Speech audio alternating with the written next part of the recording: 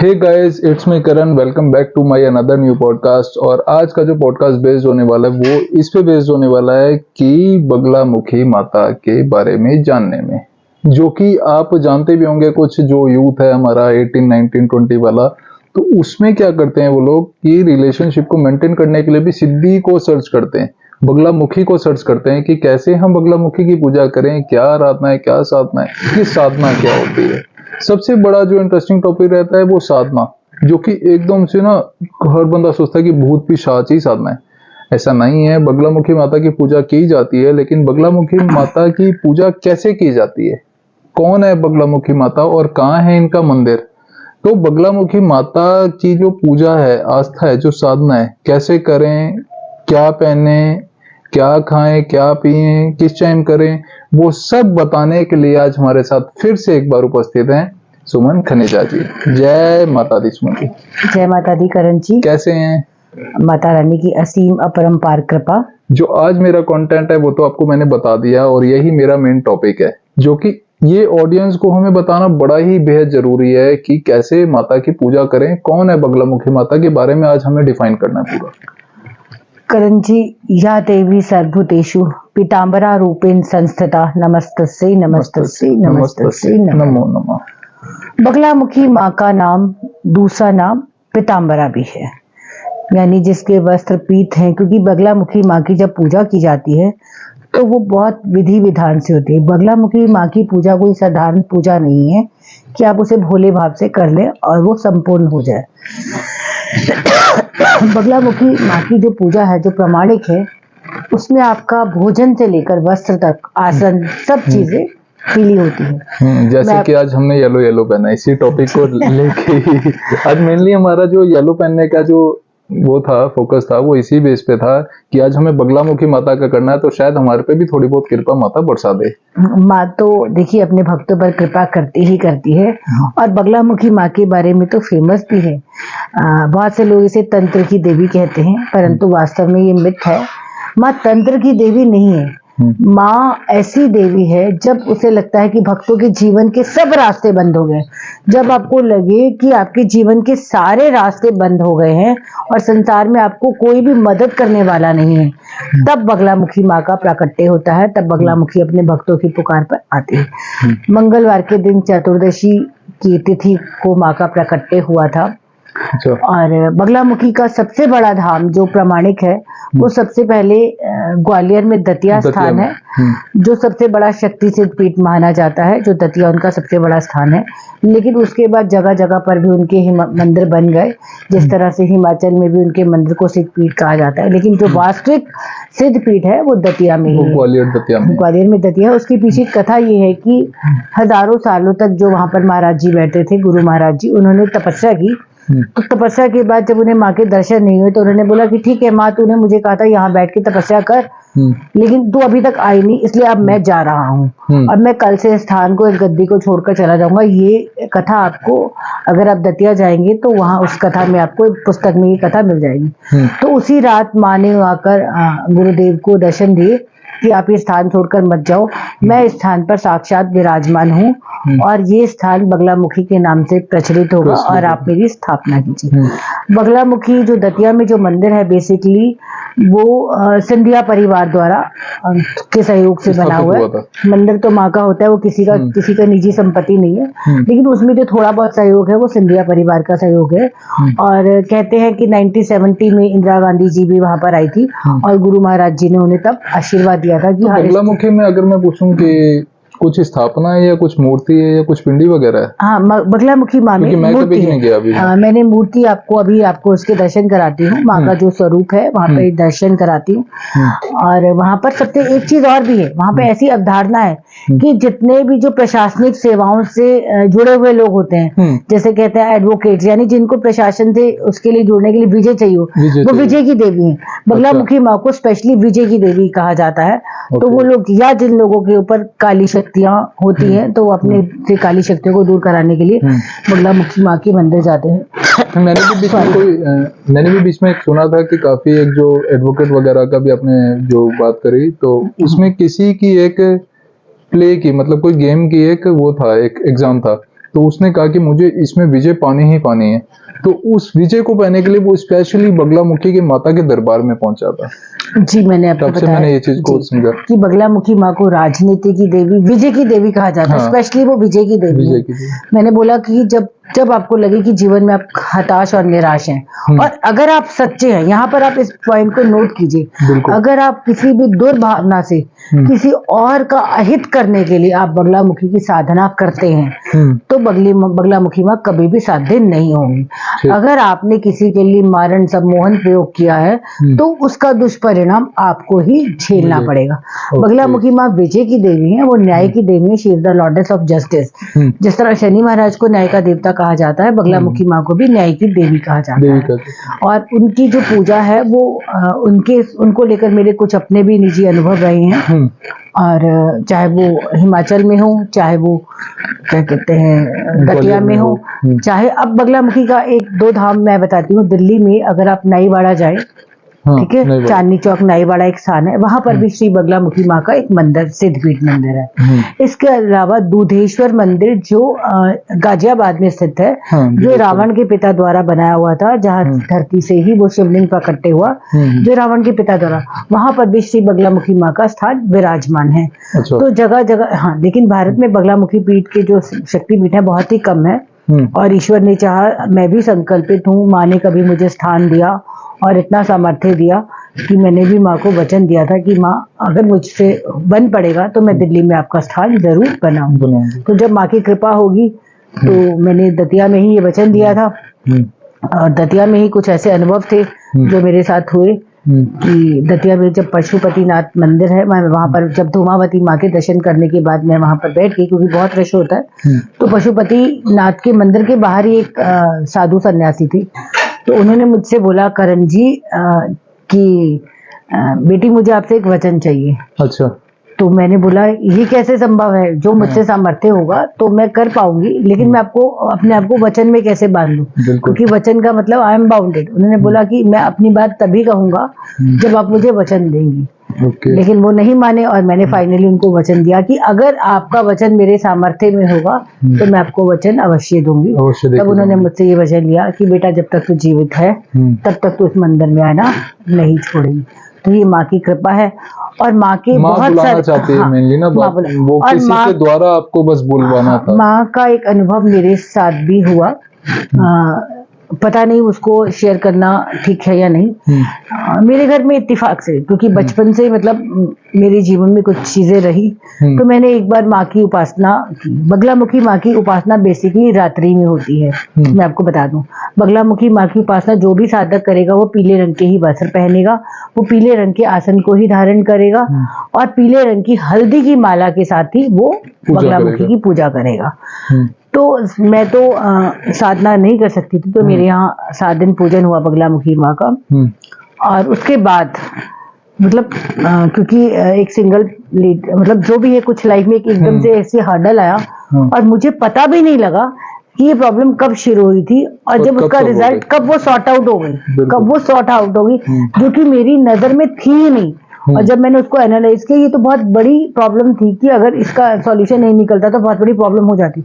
लेकिन all of sudden मेरे mind में माँ का मैसेज आया टेलीपैथी से कि प्रॉब्लम इसलिए नहीं थी क्योंकि मैं बैठी थी, और सॉल्यूशन इसलिए नजर आ रहा है क्योंकि मैंने सॉर्ट आउट कर दी। सॉल्यूशन के बाद वो चीज तेरे सामने आई है। तो माँ ऐसी है कि तू सच्ची है तो मुझे मालूम है कि यू आर ऑनेस्ट, और तुम्हें जस्टिस मिलना चाहिए। तो माँ, she is the lordess of justice. माँ जो है वो न्याय की देवी है।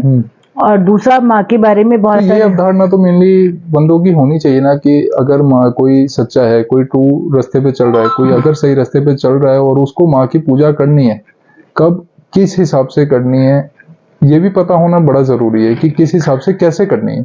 देखिए, माँ का मंत्र बेसिकली मैं आपको अभी मंत्र बता देती हूँ, ठीक है। जब पहली बात तो आपको जो मंत्र साधना है वो किसी दीक्षित गुरु से ही लेकर करनी चाहिए, ठीक है। और एकदम से आप उस मंत्र में सिद्ध नहीं हो पाते हैं। तो इसलिए जब भी आप दतिया जाएंगे तो आपको कोई भी एकदम से दीक्षा नहीं देगा। तो सबसे पहले वो ये बोलेंगे कि आप माँ का ये स्तोत्र है, माँ के स्तोत्र की साधना करो। और अगर आप माँ का स्तोत्र दिन में 100 बार भी कर लेते हो, वो 2 या 2.5 मिनट में एक स्तोत्र पूरा हो जाता है। अगर आप 100 बार 101 बार इस स्तोत्र को कर लेते हो तो शक्तियां धीरे धीरे आपके साथ चलने निकलने शुरू कर जाती हैं। अच्छा। लेकिन जब आप वहां जाओगे और आप किसी को बोलोगे कि आपको खुद से पाठ करना है, खुद से मंत्र साधना करनी है, तो इतनी जल्दी आपको कोई भी गुरु, कोई भी पंडित। इन शक्तियों का कोई साइड इफेक्ट तो नहीं होता जैसे हाँ, जीवन में कुछ? बिल्कुल साइड इफेक्ट होता है। देखिए, पवित्रता बहुत जरूरी है, ब्रह्मचार्य का व्रत का पालन करना। जब आप पाठ करें, जब आप साधना करें, तो ब्रह्मचार्य बहुत जरूरी है। मांस मदिरा से दूर रहना बहुत जरूरी है। ये सब चीजें किसी भी पूजा के लिए, ये सारी पूजाएं, जब आप स्पेशली आप 7 दिन की पूजा कर रहे हैं, आप नवरात्रि में कर रहे हैं, आप कुछ विशेष अनुष्ठान कर रहे हैं किसी कार्य सिद्धि के लिए, कि मेरा ये कार्य, मनवांछित कार्य की सिद्धि के लिए कर रहे हैं, तो आपको उसमें मर्यादा में रहकर आपको पाठ करना है। तो नियम तो मान्य है ही है, माँ के नियम कड़े हैं। मैं आपको पहले से ही बताया, अनुशासन का। हाँ, बगलामुखी माँ के पूजा में अनुशासन बहुत कठिन है और वो करना। और दूसरी बात, अगर आपको लगता है तो आप पाठ नहीं कर सकते, क्योंकि माँ के मंत्र की जो प्रोनाउंसिएशन है, यहाँ पर भी डबल वो है। बहुत से लोग जो माँ का जो बीज मंत्र है, कई लोग माँ को ह्रीम के नाम से बोलते हैं, ह्रीम, और कई लोग हलिम लगाते हैं। तो यहाँ पर भी प्रोनाउंसिएशन का अलग अलग विधान है। बहुत से लोग ओम ह्रीम बगलामुखी और बहुत से लोग लिम। तो यहाँ पर सबका अलग अलग वो है, और वो पंडित के ऊपर डिपेंड करता है कि वो किस मंत्र की साधना कर रहे हैं। यहाँ तक कि अगर आप अन्न का भी ग्रहण करते हैं, तो आपको पीले रंग का अन्न ही ग्रहण करना है। आपको अपने भोजन में कोई दूसरी चीज भी नहीं खानी। जितने दिन का आपने संकल्प किया, जितने दिन का आपने संकल्प किया है। तो बगलामुखी के विधान में नॉर्मली आप जैसे नवरात्रि रखते हैं, आप फल खा लेते हैं, आपने सेब खा लिया, जूस पी लिया, लेकिन माँ का विधान थोड़ा कठिन है, अनुशासित है, और ब्रह्मचार्य का नियम का पालन, और मांस मदिरा शराब प्याज लहसुन इन सब चीजों से त्याज्य है। ये सब चीजें त्याज्य है, अदरवाइज आपको इसके दुष्परिणाम। और सबसे बड़ी बात, यदि आप किसी भी कार्य सिद्ध को किसी दुष्पेशन से कर रहे हैं, किसी और को मारने के लिए कर रहे हैं, मारण मोहन सम्मोहन कर रहे हैं, तो इसका दुष्प्रभाव आप पर होगा, कि वो उसको तो शक्तियां बाधित नहीं करेंगी, लेकिन शक्तियां आप पर इसका हावी हो जाएंगी। हाँ जी। तो मेनली अगर बात की जाए कि ये सच्चे की देवी हैं, सच की देवी हाँ, हैं। सच की देवी, तो सच की देवा में मतलब देवी में अगर हम किसी भी चीज का अवहेलना करें या किसी को गलत करें, तो उसमें अपने ऊपर ही प्रभाव पड़ेगा। तो जिस तरीके से आपने ये बताया कि हल्दी की माला से पूजा करनी है, तो इसमें धूप दीप की अगर मैं बात करूं या तेल की, कि किसका दीपक जलाना ही अनिवार्य होता है, ऐसा कुछ? बहुत अच्छा सवाल किया करण जी। बगलामुखी माँ में अगर आप देसी घी का यूज करते हैं, तो देसी घी को भी या तो आप केसर से पीला करेंगे, या आप उसे हल्दी से पीला करेंगे। उसके लिए आपको कलावा भी जो लेना है, वो पीला कलावा लेना है। जिस तरह से आप हम लोग किसी भी पूजा से पहले कलावा तिलक ये सब करते हैं, सब कुछ पीला होगा। चंदन का तिलक होगा, कलावा होगा, ये भी पीला होगा, चावल होंगे, मतलब टोटली हमने येलो यूज करना है। सब कुछ और खाना पीना रहना सहना जो भी सब येलो चाहिए, सब कुछ पीतवन, सब कुछ पीला। कौन से दिन करते हैं ये बगलामुखी की पूजा? बगलामुखी की माँ की पूजा बेसिकली आपको इसके लिए मुहूर्त निकालना पड़ता है। अच्छा। लेकिन जो पूर्णिमा से पहले चतुर्दशी आती है, चतुर्दशी के दिन माँ का प्राकट्य हुआ था, तो आप चतुर्दशी के दिन आप माँ की पूजा प्रारंभ कर सकते हैं। मंगलवार की चतुर्दशी के दिन माँ का प्राकट्य हुआ था। दूसरा, इसमें बेसिकली जो पीली सरसों होती है, जिसको हम गौरी सरसों बोलते हैं, उससे माँ का व्रत हवन किया जाता है। और अगर आपको लगता है कि संसार में आपके शत्रु हैं जो आपको बार बार कष्ट दे रहे हैं, तब आप इसमें तेल का इस्तेमाल कर सकते हैं। मतलब उस दिन घी का दीपक नहीं जलाना। हाँ, तो आप तेल का दीपक भी जला सकते हैं, तेल का भी वो कर सकते हैं। और इसके लिए बहुत सारी चीजें हैं जो माँ की पूजा में, जो हवन में है। जिस तरह से माँ की पूजन में एक हरिद्रा की माला है, तो माँ की पूजन में एक हरताल आता है, जो पीले रंग का स्वर्ण की तरह एक काफी महंगा हुआ है, उससे भी माँ का हवन होता है। लेकिन सबसे ज्यादा जो प्रमाणित है वो पीली सरसों, गौरी सरसों मानी जाती है। अच्छा, टीनेज का जो हमारा यूथ है, वो भी एक सच के जैसे रिलेशनशिप वगैरह में भी जाने के लिए वो करता है। तो मैंने ये देखा है कि बगलामुखी या कोई सिद्धियों की ओर दौड़ता है, कोई भी इंसान साधना की ओर अपना मूव ऑन करता है कि मुझे ये चीज मिल जाए, कि किसी भी चीज को एकदम से पाना, इंस्टेंटली पाना। अगर मैं कहूँ तो ऐसा भी है कुछ कि बगलामुखी माता का ये पूजा करने से, या कोई मान लो सच्चाई कर रहा है, अगर ट्रू बिल्कुल कर रहा है, सही से भी कर रहा है और हर तरीके से उसने पूजा कर ली तो उसको इंस्टेंटली ही फल माता दे देंगी। देखिए बगलामुखी माँ इंस्टेंट फल तो जरूर देती है, लेकिन सामने वाले का विजन क्या है, सामने वाले की डिमांड क्या है। अगर आप गलत चीज की आप वशीकरण करना चाहते हो किसी के ऊपर, ठीक है, और उस वशीकरण का दुरुपयोग करना चाहते हो, तो माँ आपकी साधना कभी भी सफल नहीं करेगी, उसका आपको दुष्प्रभाव क्योंकि मैंने बड़े देखे हैं कि लवेरिया जितने भी बैठे हैं बिल्कुल। तो relationship मैं में इसीलिए बोल रही हूँ कि अगर आप किसी का वशीकरण करके उसका दुष्प्रभाव यूज करना तो माँ हमें आपको ही दंडित करेगी, उसका दंड, उसका परिणाम, उसका दुष्परिणाम आपको ही भोगना पड़ेगा। क्योंकि देखिए माँ कोई भी हो, माँ तो हमेशा सच की देवी है। बिल्कुल। और देखिए कि इन सब चीजों के लिए मैं खुद से एक बार आपके चैनल के माध्यम से सबको ये संदेश देना चाहूंगी कि वो लोग किसी भी प्रकार का जो पूजा पाठ और विधानों का किसी भी तरह से दुष्प्रेषण करते हैं या वशीकरण, सम्मोहन आदि क्रियाएं करते हैं, वो हो सकता है बहुत सारी जगह पर एक पल के लिए साबित तो हो जाए, लेकिन जीवन भर आपको नर्क का मार्ग दिखाएंगी, जीवन भर आपको अपना कर्मा फेस करना पड़ेगा। देखिए क्योंकि डिवाइन का रूल है, ठीक है, सर्कल चलेगा और आपको वो साइकिल वापस रिटर्न होकर ही आएगी, वो वापस मिलेगा ही मिलेगा। तो आप अगर देखिए कभी भी बुराई के रास्ते पर माँ साथ नहीं देती। अगर मैंने आपको पहले शब्दों में ही यही कहा है कि अगर आप बुराई के लिए या किसी को मारने के लिए आप अपना हित कीजिए ना, आप लोगों को क्षमा क्यों नहीं करते? क्षमा बड़न को चाहिए, छोटन को उत्पात। आप लोगों को माफ करके आगे बढ़ना सीखिए, जो जिसने किया वो उसका करना है, कर्मा है, डिवाइन उसे फल देगा। आप कौन है? आप कानून नहीं है। आप अगर चीजें वो सच की देवी है, जस्टिस की देवी है, तो जो फल देगी देवी देगी, ठीक है। जब संसार की जो अदालतें होती है वो भी न्याय नहीं कर पाती, तो ऊपर वाले की अदालत हमेशा खुली होती है, वो न्याय करती है। लेकिन हमें अपने उसके लिए, हम कौन होते हैं किसी को वो करने के लिए, किसी को भी सजा देने वाले? तो जो भी लोग किसी भी प्रकार की, मैं सिर्फ मात्र बगलामुखी बात की बात नहीं कर रही हूँ, ठीक है, सिद्धियां बहुत से मंत्रों से, यंत्रों से मिलती है, बहुत सारी सिद्धियां संसार में। देखिए जिस तरह मंत्र है, मंत्र अनंत है, ठीक है, उसी तरह सिद्धियां भी अनंत है, ठीक है, तो उसका कोई अंत ही नहीं है। लेकिन अगर आप कोई भी सिद्धि, कोई भी साधना किसी को पाने के लिए कर रहे हो, किसी के भी दुष्प्रेषण से कर रहे हो, तो उसका कर्मा आपको तुरंत मिलेगा और बगलामुखी माँ आपको तुरंत सजा देगी। इसलिए मेरा मैं ये कहूंगी वैधानिक चेतावनी कह लीजिए मेरी तरफ से उन व्यूअर्स को जो बगलामुखी की साधना किसी दूसरे। मैंने ये बहुत देखा है कि जितने टीनेजर्स हैं इनमें ही ज्यादा रहती है, या कोई भी अगर कोई किसी का गलत करना चाहता है तो गलत अगर कोई भी किसी का करेगा तो इफेक्ट उसे झेलना ही पड़ेगा, मेनली जो बात है। तो चाहे आप ये तंत्र देख लो या मंत्र देख लो, लेकिन साधना सिर्फ सच्चाई के रास्ते पे ही की जाती है तो अच्छी लगती है।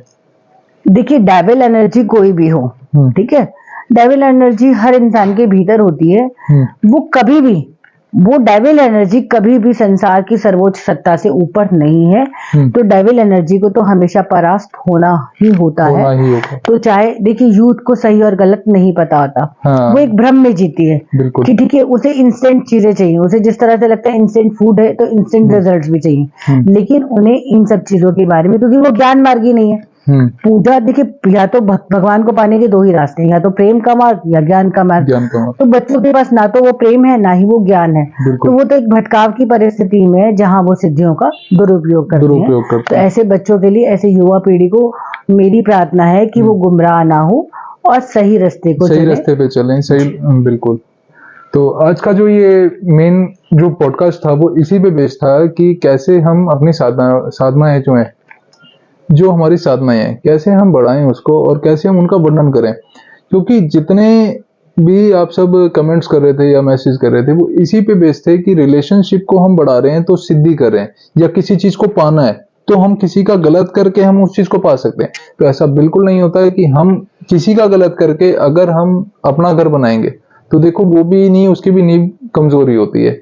तो मेरा जो मानना यही है, जैसे अभी हमने डिस्कशन किया, और इसको आगे बढ़ाने के लिए हमें सिर्फ अपने ही रास्ते साफ करने हैं। अगर हमारा रास्ता साफ होगा तो हमारी बिल्कुल ही आगे लाइन क्लियर होती चली जाएगी और हमारे तंत्र मंत्र भी तभी लगेंगे।